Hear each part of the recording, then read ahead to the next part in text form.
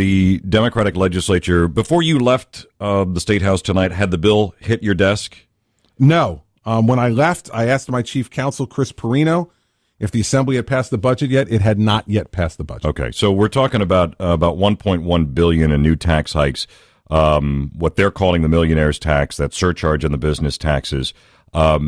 Is it safe to say that that's headed for a Chris Christie veto tomorrow? Yes. That's at 11 o'clock? Is that what we saw on the schedule? I'm doing something 11 or 11:30 tomorrow morning. 11:30 tomorrow.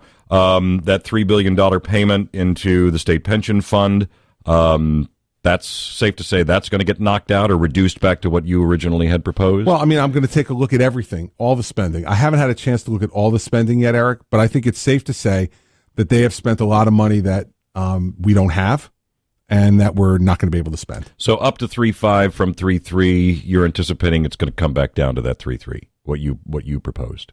1.3, I think. I'm talking about the overall budget, 33 or 35.3, I think is what they were. They were at 35.3. I mean, we'll certainly be below, I think, 34 and maybe lower than that. But again, I've looked at some of the line items already that were particularly apt to be vetoed, but we're in the process of looking at all that now. Since it got passed by the budget committees on Tuesday, my staff has started the review of it and started to give me piecemeal kind of stuff for me to look at and consider.